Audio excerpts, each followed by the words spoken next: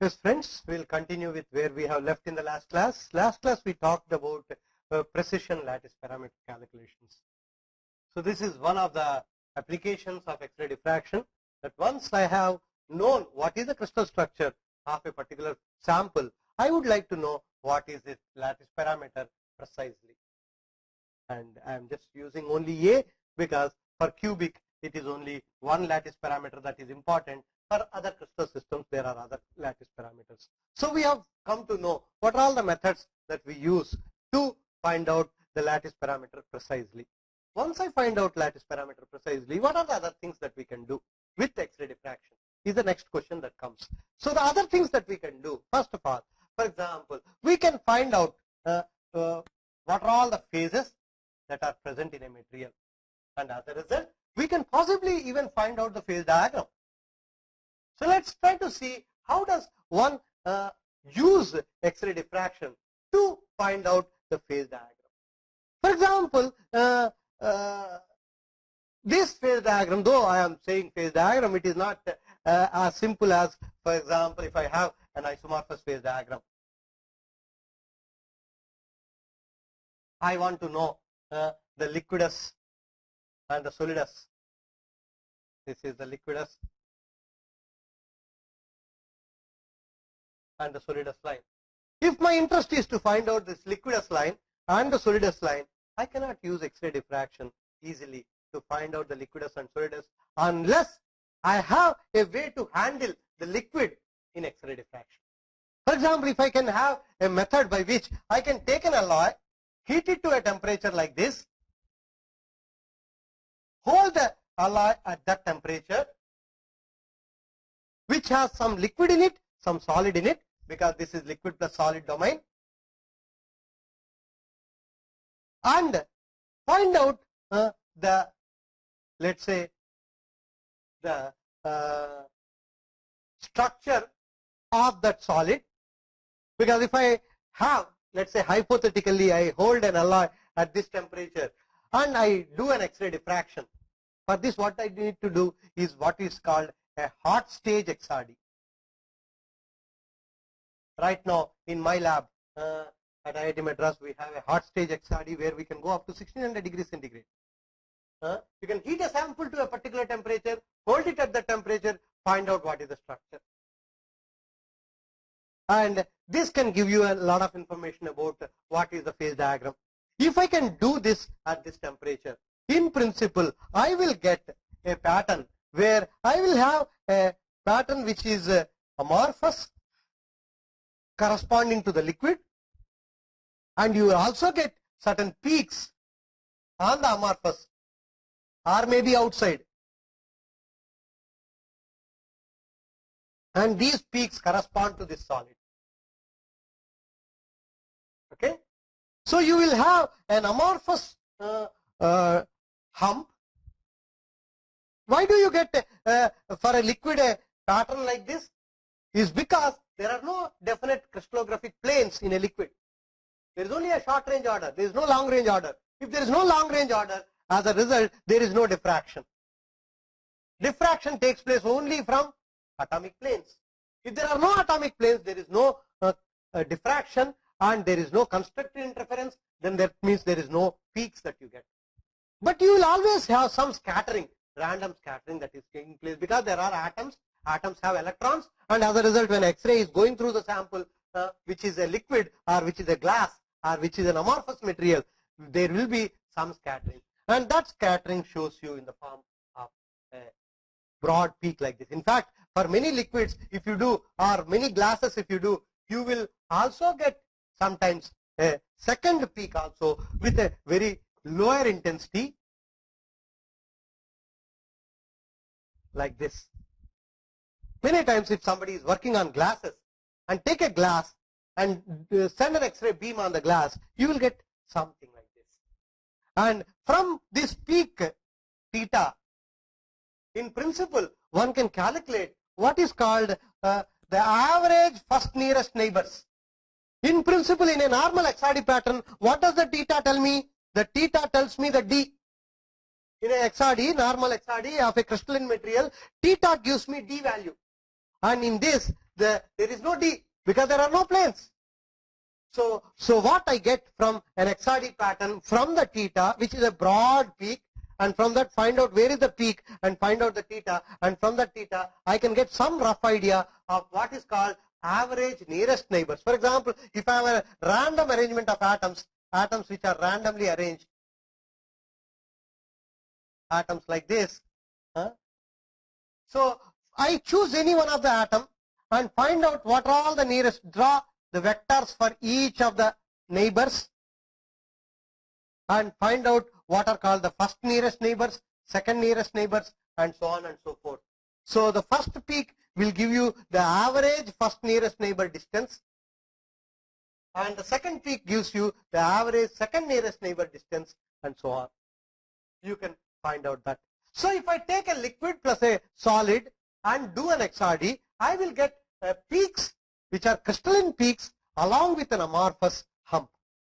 So choose these crystalline peaks and find out their lattice parameter. Using the precision lattice parameter, let us say. First find out the crystal structure, and from the crystal structure find out the lattice parameter. And this lattice parameter gives me an idea of what is the composition. How do I know that? It is again simple. For example, if it is an isomorphous system, we know pretty well from Hume-Rodari rules that isomorphous system is possible only when A and B have same crystal structure. That is the meaning of isomorphous. When I say iso, it is same structure. If you remember, we had what are called Hume-Rodari rules, which tell you whether a B, an element, will dissolve into a or not. There are certain rules we said. First one, we said that its lattice parameter difference, that what is called atomic size difference, which is called delta, which is nothing but radius of the solvent minus the radius of the solute divided by the radius of the solvent. This, if the mod of this, if it is less than 15%, we said the element is soluble.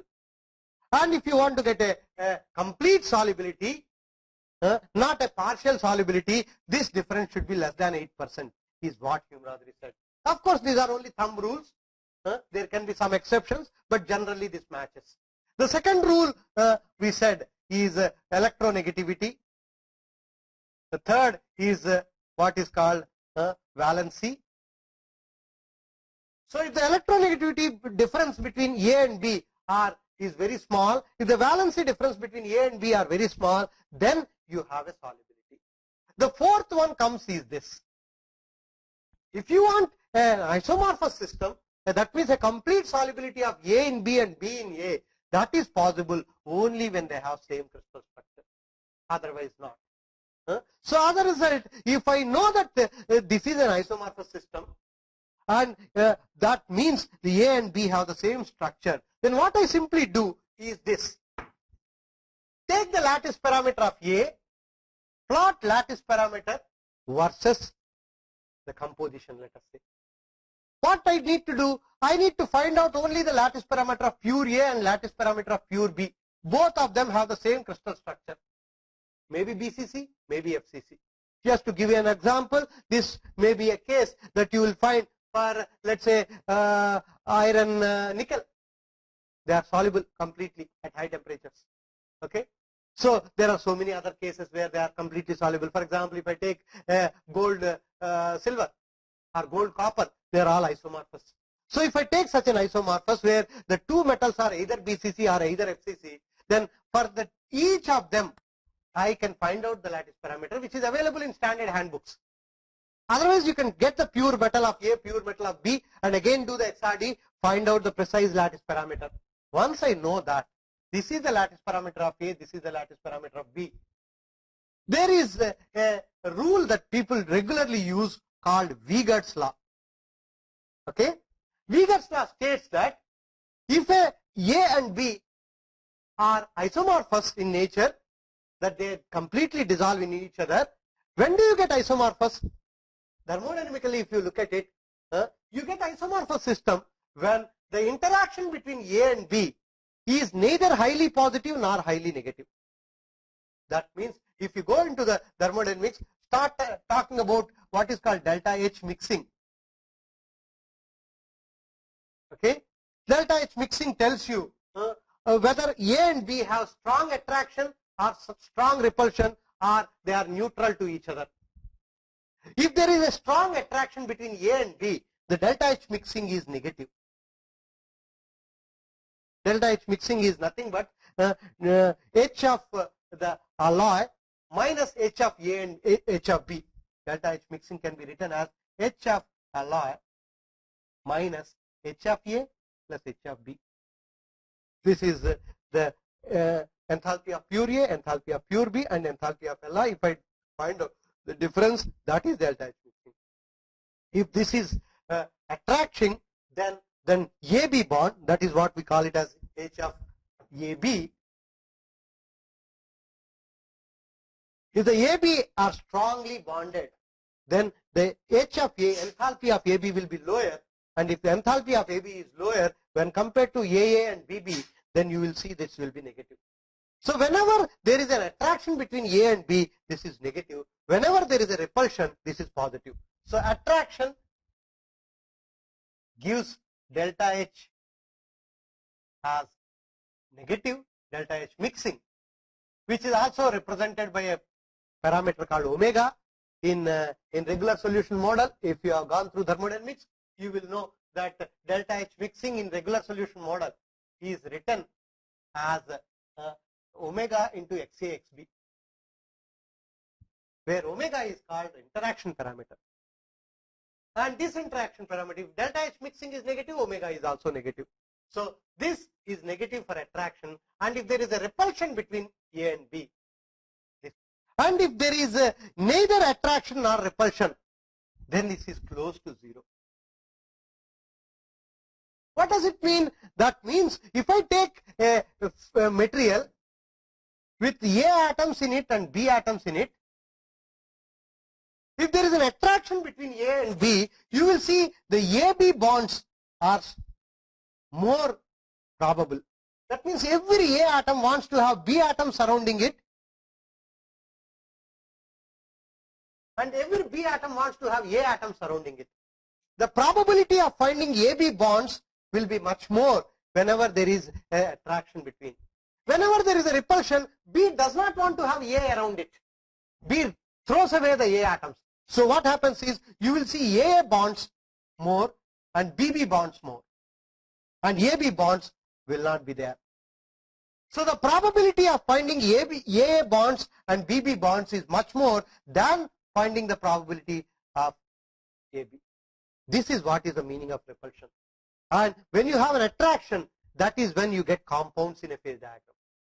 Whenever you see a compound in any phase diagram, for example, Al2Cu in a aluminum copper, NiAl, Ni3Al in a nickel aluminum, Fe3C in a steel, or Mg2Si in a magnesium silicon, like that, whenever you see compounds, you see NaCl, for example, cesium chloride, all these, there the bonds are more ionic in nature. Whatever I have said so far, they are more metallic in nature. So all these compounds indicate delta H is negative. That means there is an attraction between A and B.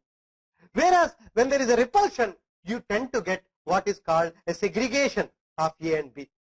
That is when you get eutectics, monotectics. That A does not want to dissolve in B, B does not want to dissolve in A. So they repel each other. So the solubility of B in A and B will be restricted. Whenever it is close to 0, that means the probability of finding AA and BB and AB, all three of them are more or less equal to each other. So if I take the probability of AB bond will be close to probability of AA bonds will be close to probability of finding a BB bond. That is what we call it as an ideal solution. So an ideal solution is that where there is no specific attraction or repulsion between AA, so they are neutral to each other. Whenever they are neutral to each other, when I search the whole region containing AB atoms, there may be a few regions where you have AA bonds, there are a few regions where you have BB bonds, there are a few regions where you have AB bonds, and all of them more or less equal proportion. And that is what you see the delta H is 0. And that is what will give you an isomorphous system. If you are seeing an isomorphous system, it means that there is neither attraction nor repulsion. The delta H is close to 0. If that is the case, then people said that if I take the lattice parameter of an alloy containing A and B, the lattice parameter of an alloy can be assumed to be linearly varying between lattice parameter of A and lattice parameter of B. So I can assume, if I know the lattice parameter of A, lattice parameter of B, I can assume a linear relation between these two. And if I now take an alloy of this composition, this alloy of this composition, when it is held at this temperature, it has a solid of this composition, liquid of this composition. And solid composition I can find out by finding out the XRD pattern of corresponding to that, finding out the lattice parameter using the precision lattice parameter of that, and once I have the lattice parameter, I find out where that lattice parameter. On the y-axis, let us say that lattice parameter is this value. So I just see where does that lattice parameter fall and read out what is the composition. And that would be this point. In principle, if I take the same alloy and keep on heating it to various temperatures, and if I have a hot stage XRD, in principle, I will be able to heat it to various temperatures. At each temperature, allow the sample to be equilibrated, okay? Hold it for a sufficiently long time so that whatever volume fraction of A and B are supposed to come, you get that. And once you get that, you will be able to find out what is these compositions. What you cannot find out is what are these compositions. Because what you get is only a broad peak, okay, for a liquid. And from that broad peak, finding out its composition is not so easy. So liquidus is more difficult to find out. And solidus is easier. And the most easy thing is what is called solvus. And most of the time people use XRD for that rather than using this, because many people may not have a hot stage XRD with them. If they don't have a hot stage XRD with them, then what do I do? Of course, in this also, there are problems. Many a times you see that there are isomorphous systems where the delta H is not completely 0. It is slightly either positive or slightly negative. And that is the reason why some of the phase diagrams in isomorphous, you see a miscibility gap at the bottom. Okay? The moment you see a miscibility gap at the bottom, what does it indicate? It indicates that A or B is not able to completely dissolve into A at this temperature, whatever temperature it is, low temperature. So that means B is soluble in A only up to here, A is soluble in B only up to here. Beyond that, it is a two-phase mixture, which we call it as alpha 1 plus alpha 2. That means there is some repulsion of B and A. And what does that indicate? It indicates a positive delta H. So whenever the delta H is slightly positive, you end up into a miscibility gap. And this miscibility gap leads you to what is called a positive deviation of this one. And if there is a slight negative delta H mixing, you will see a negative deviation of this. So my assumption of linearity is wrong. So I need to actually know how this is varying. For that, what people have done, actually, there are handbooks that are available. There is a handbook which is called Pearson's Handbook of Lattice Parameters. This gentleman by name Pearson has collected all the data. For example, if I have an aluminum copper alloy, somebody has made a 1% copper, 2% copper, 3% copper, and so on and so forth, let us say. Unfortunately, the solubility of copper in aluminum at room temperature is only less than 1%. So I should not give this example, but let's say some B, where the B is soluble up to, let us say, 5% in aluminum. some element which is soluble up to 5%. So what he has done is he has taken 1% Li, 2% Li, 3% Li, 4%, 5%, and each of them he has made the Li, which are all single phase solid solutions, and did an XRD, found out what is the structure, found out what is the precision lattice parameter, and now this lattice parameter has been shown in a diagram like this, with B here, with A here, and for each of these values 1, 2, 3, 4, 5%, he has put those values there, and then find out that yes, can I fit it to a least square? If I fit it to a least square, can I give an equation for this least square? Okay, y equal to mx plus c kind of. So that kind of equations he has found out for various binary systems. The whole binary systems, whatever are possible binary systems, wherever experiments have been conducted, they are all available in this handbook. Of course, they are available only up to the level of B being soluble in A. Once the B is not soluble in A, then you cannot find out. So up to the solubility limits, okay, he has done these experiments, he has collected this, and that is available in that handbook. And if I now make an Li, okay, and for that Li, let's say my Li is some 3.5%. I do not know that it is 3.5%, but some Li. And it is giving me a, and I know definitely it is an aluminum and that particular whatever B it is. So I find out the XRD pattern for it, find out the lattice parameter for it, and then go into this handbook, and then match this lattice parameter to that particular equation that he has given for that particular system, and then see from that, can I find out what is the composition, and I find out that it is 3.5%.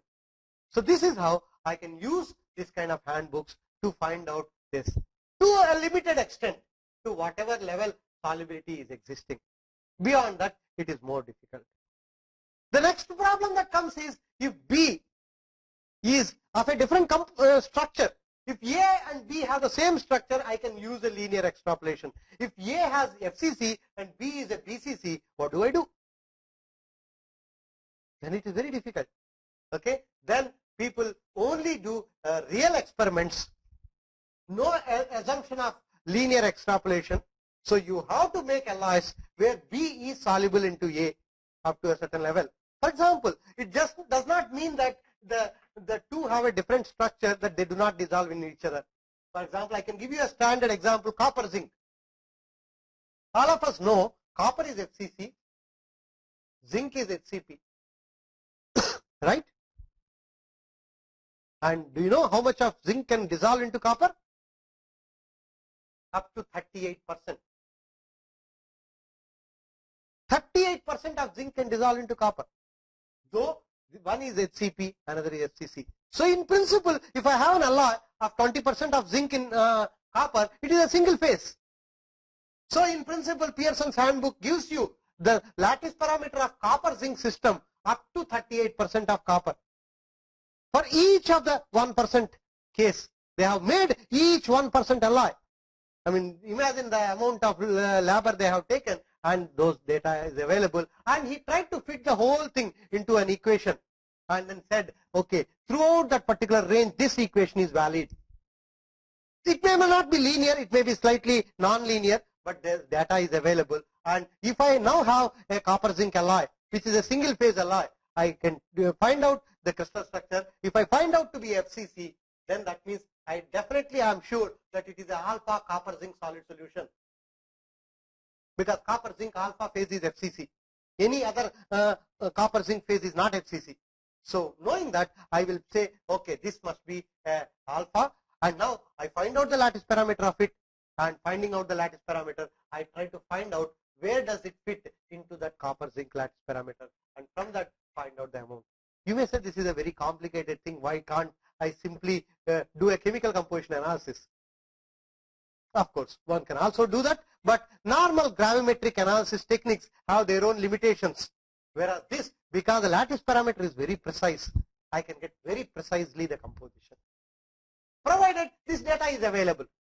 If I do not have this data available, then I have a difficulty, because how do I find out a linearity between copper and zinc when copper is FCC and zinc is HCP? So I cannot use that linearity between the two. And that is the reason why copper zinc is not isomorphous. Why you don't see copper zinc isomorphous is because of that. Again, if you again carefully go into thermodynamics, you will also see very interesting thing, that the solubility of copper in zinc is very small. It is actually less than 1%. Though zinc is soluble into copper to a large extent, it's almost like if I can use a very easy terminology, it's almost like a one-sided law. So zinc goes into copper. Copper likes zinc, but zinc does not like copper. Okay, and we try to explain this based on valency and variety of things. And you see this, and that means if you again go into thermodynamics, you will see on the copper side there is an attraction. Copper wants zinc, so the delta H mixing is negative. On the zinc side, it is a repulsion. Zinc does not want. So the delta H mixing need not be always same throughout the phase diagram. That is the reason why regular solution model fails in most of the cases. People have come up with what are called subregular solution models.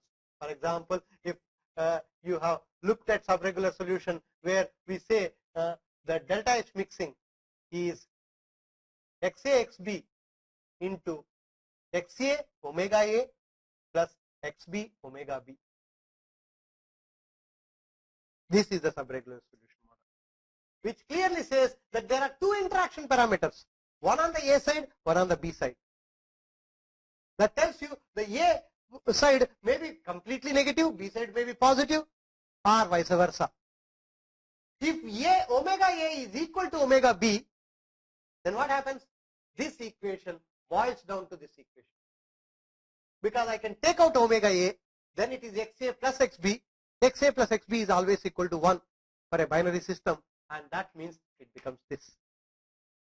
So a subregular solution model becomes regular solution model when these two are equal. Otherwise, you will have two types, and it is possible that one side is negative, one side is positive.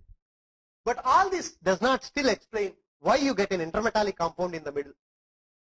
That is the reason why again this also has a problem. Because this only tells you that there is possibly an attraction on one side and repulsion on one side, but it does not tell you that if I simply take a magnesium silicon phase diagram, if you have ever seen a magnesium silicon phase diagram, there is an intermetallic here. This is the magnesium silicon phase diagram. So silicon on one side, magnesium on the other side, okay, and this is liquid, and this phase is called Mg2Si. That means what? Okay, on the silicon side, solubility of magnesium in silicon is very small. It's almost no solubility here. Similarly, on the magnesium side, solubility of silicon in magnesium is very small. What does that tell you? That it tells you that the omega is positive, both on this side. So omega A is positive, omega B is also positive.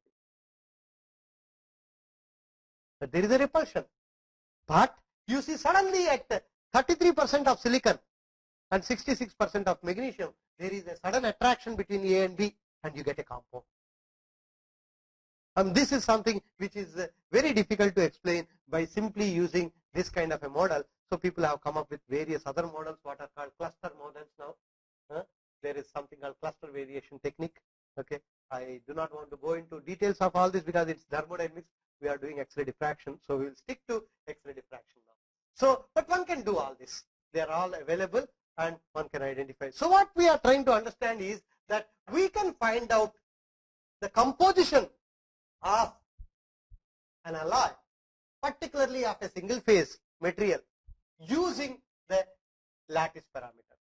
You may say that, sir, I can also use X-rays to find out the composition. For example, you must have read about EDX, WDX. We are going to talk about them a little later. These are spectroscopic techniques. They are not diffraction techniques. We are talking here how to use a diffraction technique to find out the composition. Okay? So I am simply getting the diffraction pattern, from that finding out the lattice parameter, from that finding out the composition. Can I do this? And we are saying that in principle, if it is a solid solution, I can always find out. And from there, I can go to the next level and say, can I find out at least some part of the phase diagram? We say that just now I mentioned that you can find out the solidus line, provided you have a hot stage XRD available. If you don't have a hot stage XRD available, and I know in an aluminum copper phase diagram, this is my phase diagram, aluminum copper on the copper aluminum side, on the aluminum side, where you have an alpha phase, you have a theta phase which is Al to Cu, and this is alpha plus theta, and this is liquid. There is a eutectic there. Now I want to know this line, solidus line. So can I find out this solidus line?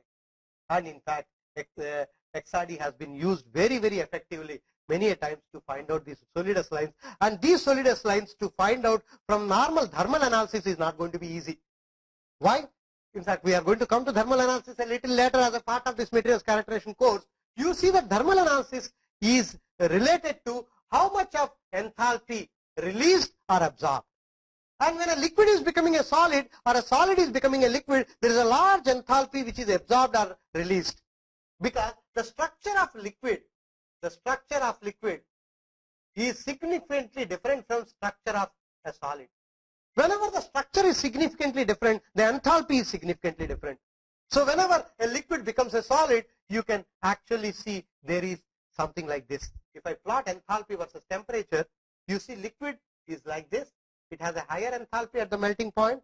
Solid has a lower enthalpy at the melting point. This is HF liquid, this is HF solid, and this difference is what we call it as delta HF fusion. And it is this which we are measuring in either DTA or DSC. We will come to it a little later. But this difference for a solid state, when alpha is giving you theta, precipitating theta, as I cool from a higher temperature to lower temperature, from here, if I am cooling from higher temperature to lower temperature, the moment I cross this temperature, now you see the theta will precipitate out of alpha.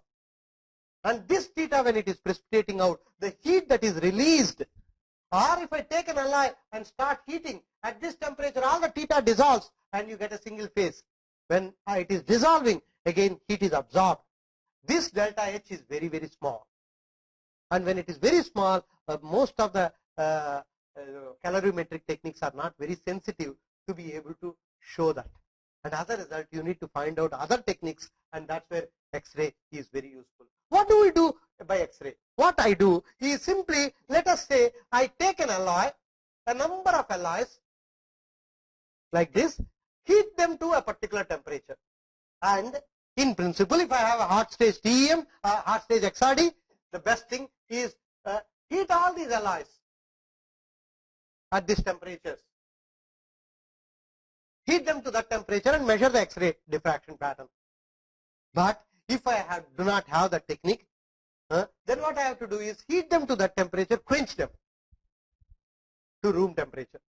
Assuming that during that quenching nothing is happening, no theta is precipitating out, that particular alloy is remaining as a single phase solid solution, or whatever phase it is at that temperature. For these alloys up to this particular point, they are all single phase alloys at that temperature. Beyond this, they are all alpha plus theta. So if I take these alloys, each of these alloy 1, 2, 3, 4, 5 alloys, and then quench them to room temperature, take each alloy and do an X-ray diffraction, then I will see that alloy 1, 2, 3 and 4, all of them are to the left of the solvus line at that temperature. So all of them are single phase solid solutions at that temperature. When I have quenched them, because I am assuming that nothing is happening, and let us say my quenching rate is reasonably high, that nothing has happened, I would see that they are all will be solid solutions. And now if I measure the, do X-ray diffraction, measure the lattice parameters for alloy 1, 2, 3 and 4, I get A1, A2, A3 and A4. They will be systematically changing. Why do they systematically change? Because copper content in the alpha is increasing systematically. And if I know that copper is a bigger atom than the aluminum, let us say, then there is a possibility that the lattice parameter will expand when copper is sitting into the lattice of alpha, into the lattice of aluminum. So you will see that the lattice parameter expands. So if I now plot the lattice parameter as a function of composition, you will see that lattice parameter will increase for Li number 1, 2, 3 and 4. Now what about Li number 5? Li number 5 is what? Li number 5 and 6 are nothing but two-phase mixtures. In this two-phase mixture, there is alpha and there is theta. So when I do the XRD analysis of Li 5 and 6, I will see that suddenly, in addition to the normal alpha peaks, which I have got so far in Li 1, 2, 3, 4, in 1, 2, 3, 4, I get the same peaks. Peaks will not be different. Only thing is peaks will be shifted. Why do they get shifted? Because if the lattice parameter is different, for example, if this is for Li number 1, if this is for Li number 1, I can take another color and show that the Li number 2 will have peaks like this. If Li 2 is an Li with a higher copper content, and higher copper content means higher lattice parameter, A1 is smaller than A2. If A1 is smaller than A2, or if A2 is bigger than A1, A2 higher means what? D2 is higher. For a particular peak, let's say if I am considering 111 peak, if it is FCC, 111 peak, if D is higher, then you use the standard lambda equal to 2D sin theta. Okay? If D is higher, then theta is smaller, because sin theta is lambda by 2D. That means what? The peaks will shift to the left. As the lattice parameter increases, the peaks will keep on shifting to the left. So if I take the Li number 3, Li number 3 will have a peak position like this. So you will see one by one the peaks shift. All of them systematically shift, excepting that the peaks will be the same. Same number of peaks you will get, but the peaks will be shifted to the left. And when these are shifted to the left, from that I find out the lattice parameter and plot this. Now if I go to the Li number 5 and 6, you will see that because that Li has alpha and theta both, you will see that in addition to these 4 peaks, I start getting newer peaks now. The new peaks are coming because of the presence of theta, and those peaks may be present somewhere here between the two, and it is also possible that some of the theta peaks may overlap with the alpha peaks, but you will definitely get some new peaks.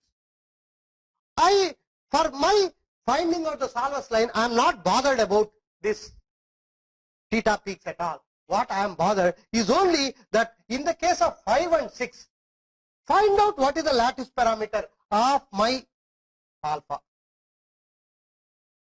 Okay. So if I look at the lattice parameter of alpha in the 5 and 6, you will see that the lattice parameter of alpha of 5 and lattice parameter of alpha of 6 will always be the same. Why? The reason is, if I look at this Li number 5 and Li number 6, Li number 5 and Li number 6 have alpha plus theta. What is the difference between Li 5 and Li 6? Other than composition, if I look at the microstructure, the difference is the amount of alpha and the amount of theta are different. But what about the composition of alpha and theta? The composition of alpha in Li 5 is always this. Composition of theta in Li 5 at that temperature is always this.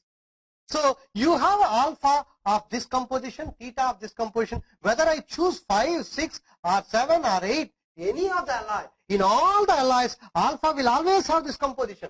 Alpha cannot have any other composition. And in fact, in all our lever rules, we use that. If I have a two-phase mixture, for example, let's take a case of this kind of an alloy, where I want to find out the amount of alpha and amount of, at room temperature, if I want to find out, let's do this.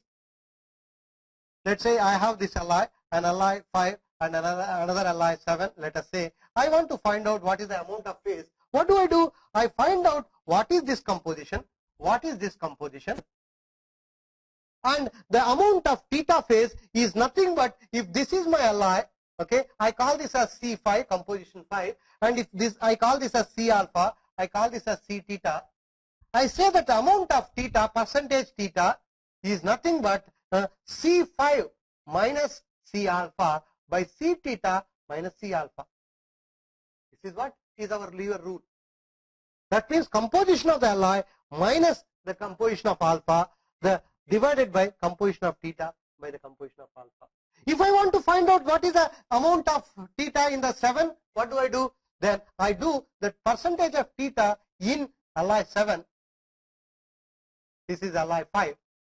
Is C7 minus C alpha minus C theta minus C alpha. Right? That is 7 minus alpha and theta minus alpha. What is the inherent assumption in this?